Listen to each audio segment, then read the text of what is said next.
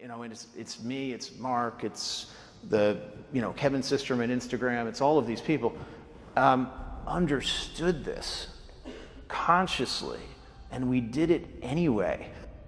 That culture is missing here.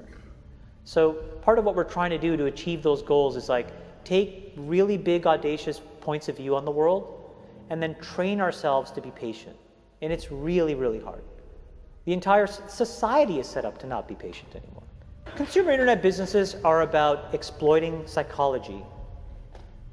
And that is one where you want to fail fast because, you know, people are unpredictable, and so we want to psychologically figure out how to manipulate you as fast as possible and then give you back that dopamine hit. We did that brilliantly at Facebook. Instagram has done it, WhatsApp has done it, you know, Snapchat has done it, Twitter has done it. So there are great examples. WeChat is doing it. There are great examples of failing fast is the right path to exploiting psychology of mass populations of people. I feel tremendous guilt. I think we all knew in the back of our minds, even though we feigned this whole line of like there probably aren't any really bad unintended consequences. I think in the back, deep recesses of our minds, we kind of knew something bad could happen. But I think the way we defined it was not like this. Turn it off. That's what I would say. It's hard for young people now because they're hooked. They're addicted. If you don't think you're addicted, and I'm talking about anyone, from the highest to the lowest, if you don't think you're addicted, then see if you can turn it off for a week. It got quiet in here, didn't it? Didn't it get real quiet? It's a tool, so we should use it. God has blessed us with free will. Now it's free will magnified, free will on steroids. You're free to go in any direction you want. It will allow you, and it's not the enemy. It's just it's just a reflection of our own free will. You know? And we all want to be liked. But now we want to be liked by 16 million. And will now, some of us, do anything to be liked. We used to do anything to be liked, but it was by the person in front of you. Now it's to be liked by 16 million people that you don't know. We have to ask ourselves, what is the long-term, if not the short-term effect of too much information?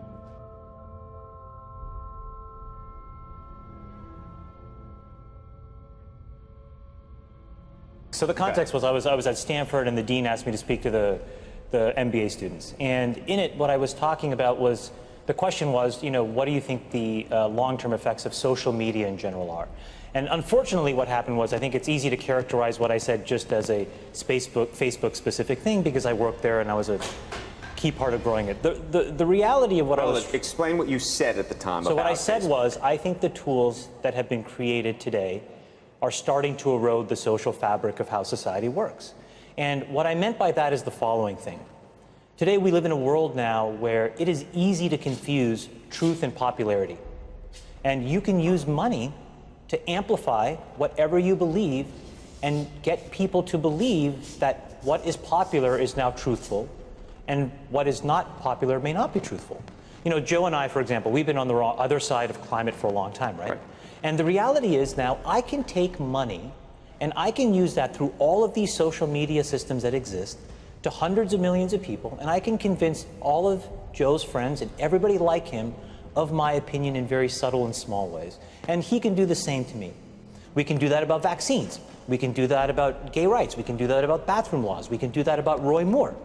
And so I think the question we have to ask ourselves is, how do we live in a world where this is now possible? And so it was about that, but just so I understand, was it because I read and watched parts of what you were talking about. Part of it seemed to me about the ability to pay to manipulate people's thoughts. The other seemed to me to be this sort of ADD society with which this sort of liking and everything else has created this sort of feedback loop that you compared to drugs. We know for a fact that what all of these systems do, every single one, is it exploits our own natural tendencies in human beings to get and want feedback. And that feedback, chemically speaking, is the release of dopamine in your brain.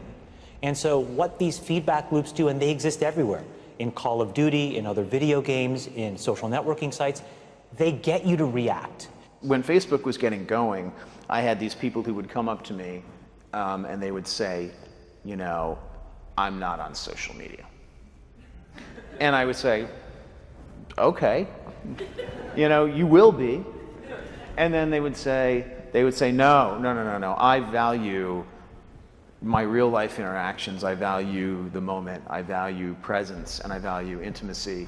And I would say, well, you're a conscientious objector. That's okay.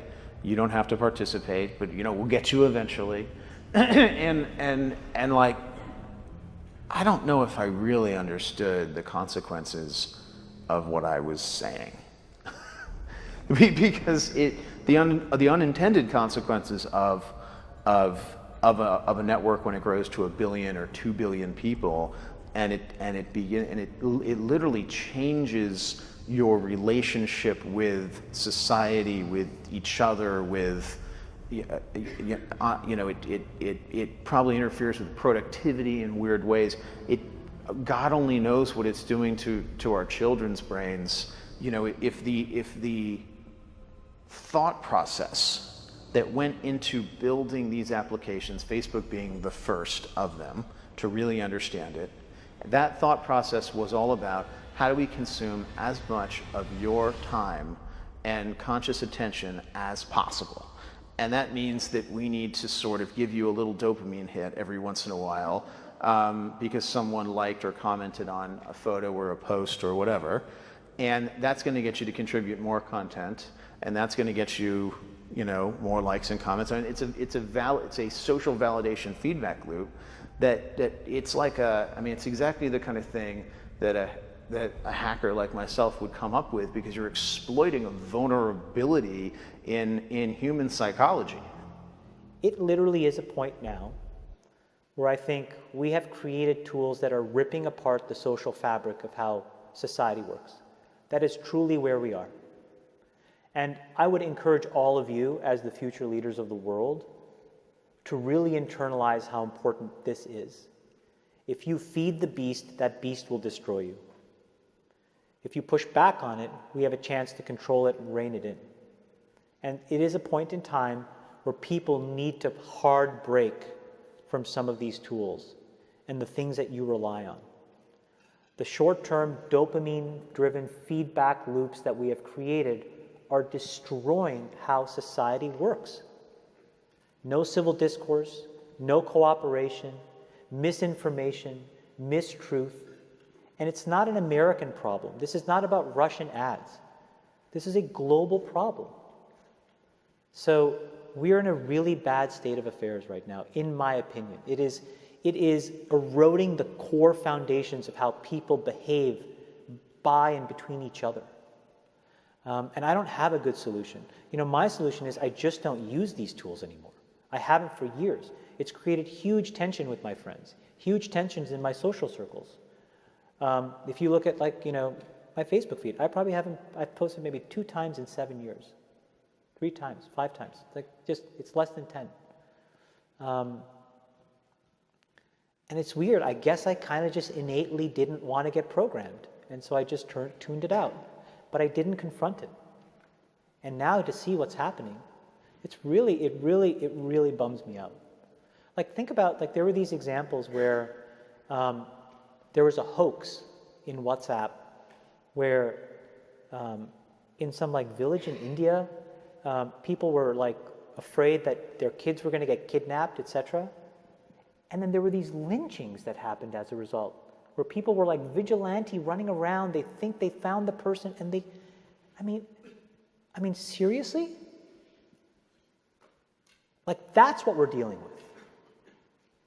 You know, imagine, like, when you take that to the extreme, where, you know, bad actors can now manipulate large swaths of people to do anything you want. It's a really, really bad state of affairs. And we compound the problem, right? We curate our lives around this perceived sense of perfection because we get rewarded in these short-term signals, hearts, likes, thumbs up, and we conflate that with value, and we conflate it with truth. And instead, what it really is fake, brittle popularity. that's short-term and that leaves you even more, and admit it, vacant and empty before you did it. Because then it forces you into this vicious cycle where you're like, what's the next thing I need to do now? Because I need it back. Think about that compounded by 2 billion people. And then think about how people react then to the perceptions of others. It's really bad.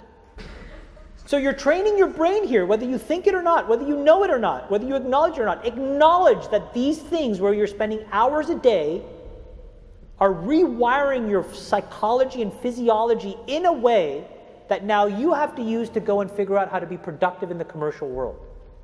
So if you don't change this, you are going to get the same behaviors over here. Change this. There's a reason why Steve Jobs was like anti-social media.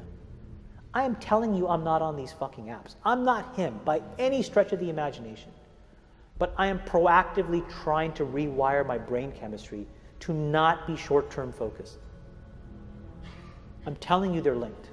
And I think that if you get too desensitized and you need it over and over and over again, then you become actually detached from the world in which you live. You become callous, you become crude. And you live in front of your screen. But Chamath, let me ask you this, because the thing that I've been so concerned about is Facebook just announcing that you're going to be having some app that you can use when you're 7 to 13. I mean, it's one thing for us to be doing this, but to be hooking your kids on something that you're describing as a dopamine fix at that age, that's crazy. So look, I think in the case of Facebook specifically, I think they have probably done more than any other company, quite honestly, to try to fix it because of all of the companies, and I've seen them all up close. They're the most, frankly, to be very blunt and honest, the best run and the most technically sophisticated. But they're also emailing me if I haven't logged onto Facebook for a while saying, hey, did you see the post from so-and-so? Did you see the post from so-and-so? Trying to lure you back in. And again, we can make those decisions as adults, but as children, that is a different... Well, I think the product, and I don't know it quite honestly in as much detail as I should, but I think the way that that product works, because of privacy laws in the United States, you actually have to get parental permission. The point, though, is, and what you're bringing up is, I think, is the most important thing. We all have never taken a step back and actually asked ourselves, how should we be interacting with these things now, 7 years into it? And what should we be expecting of the internet at large? Look, the reality may be the entire business model of the internet may be fundamentally somewhat broken, right? Because we allow ourselves to get interacted with in ways where we don't necessarily control the medium or the messenger. And we are not putting up any barriers to ever give yourself any downtime from that either. Exactly. And so it may mean that we all collectively need to figure out, not just individuals, but also the companies, also governments, quite honestly, how different business models need to exist so that we can actually divorce ourselves from how this stuff is what goes on? Tonight here, a warning about Facebook and what some believe it's doing to kids. The warning comes from two of the company's earliest executives. Carter Evans is following this.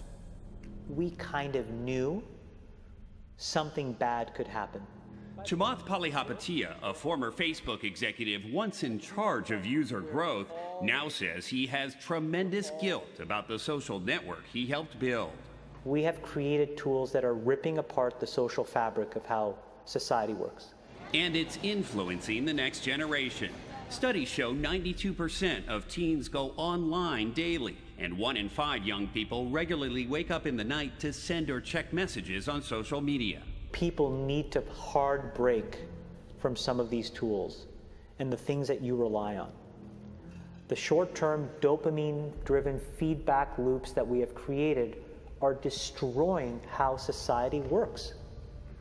No civil discourse, no cooperation, misinformation, mistruth. Bad actors can now manipulate large swaths of people to do anything you want. He's not the only social media executive blowing the whistle. Former Facebook president Sean Parker recently said the initial goal was to get people hooked. You're exploiting a vulnerability in human psychology. The inventors, creators understood this consciously, and we did it anyway. We have to hold the tech industry accountable. Jim Steyer is founder of Common Sense Media. They, in many cases, have ignored the consequences, some of the downsides of some of the innovations they brought to our society. You don't realize it, but you are being programmed. It was unintentional, but now you got to decide how much you're willing to give up. When Facebook was getting going, I had these people who would come up to me and they would say, you know, I'm not on social media. And I would say, okay, you know, you will be.